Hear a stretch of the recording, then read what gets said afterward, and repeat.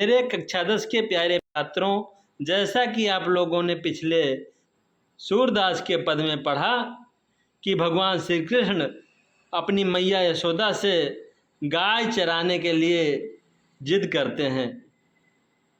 जब दिन भर गाय चराकर वापस आते हैं तो अपनी मैया से क्या शिकायत करते हैं, आइए सुनिएगा। मैया हूँ न चरई हूँ गाई, सिगरे ग्वाल घिरावत मोसो, मेरे पाई पिराई, जौ न पत्याह पूछ बलदाई, अपनी सौह दिवाई।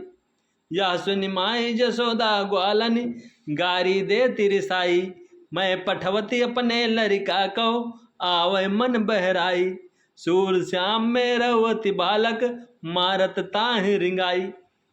अर्थात है मैया, मैं गाय चराने नहीं जाऊंगा।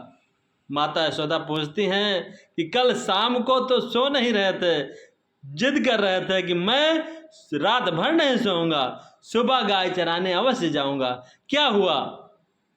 तो श्री कृष्ण जी अपनी माँ से शिकायत करते हैं, कहते हैं मैया, मैं गाय चराने नहीं जाऊंगा क्योंकि सारे ग्वाल बाल हम ही से गाय को घिरवाते हैं।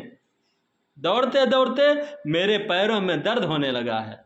अगर तुम्हें विश्वास नहीं है तो बलदाऊ भैया को पहले अपनी कसम खिलाकर पूछ लेना, क्योंकि वो बताएंगे नहीं, वो भी गाय हम ही से घिरवाते थे।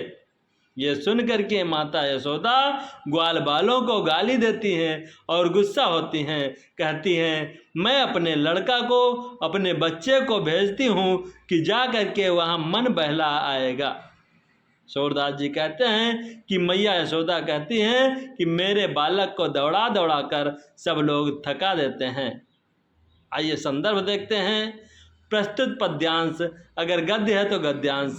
प्रस्तुत पद्यांश हमारी पाठ्यपुस्तक हिंदी के काव्य खंड से पद शीर्षक से अवतरित है, जिसके रचयिता सूरदास जी हैं।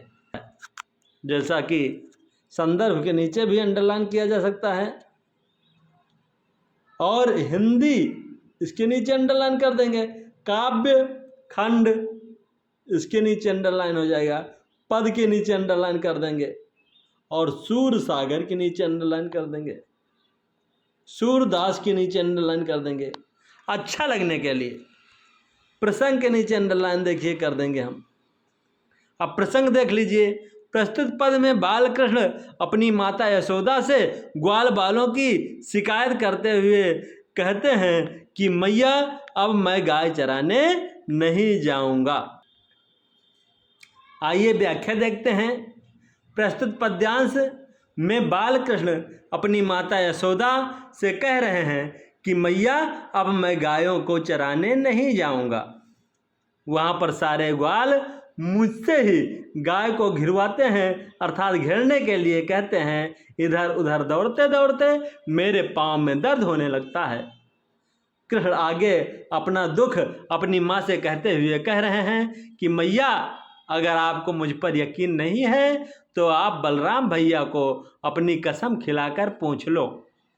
अपने जिगर के टुकड़े कि इन बातों को सुनकर माता यशोदा को ग्वाल बालों पर गुस्सा आ जाता है और वह उन्हें गाली देने लगती हैं और कहती हैं कि मैं अपने बेटे को वन में केवल मन बहलाने के लिए भेजती हूँ। सूरदास जी कहते हैं कि यशोदा माता कह रही हैं कि वन में मेरे बच्चे को सब ग्वाल बाल मिलकर परेशान करते हैं, अर्थात इधर उधर दौड़ाते हैं।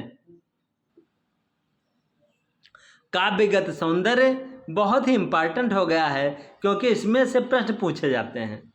प्रस्तुत पद में कवि सूरदास ने बड़ा ही सुंदर वर्णन करते हुए बालकृष्ण की दुख भरी शिकायत और माता यशोदा की ममतामयी क्रोध को बड़े स्वाभाविक ढंग से चित्रित किया है।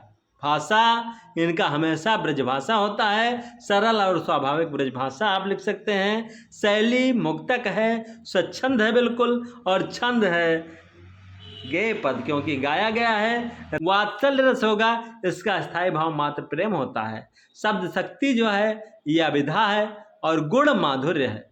अलंकार जैसा एक ही वर्ण की आवृत्ति बार बार होती है वहाँ अनुप्रास अलंकार होता है। यहाँ मेरे पाई पिराई पा शब्द का आवृत्ति बार बार हुआ है, सूर श्याम सा शब्द का आवृत्ति बार बार हुआ है, इसलिए यहाँ पर अनुप्रास अलंकार है।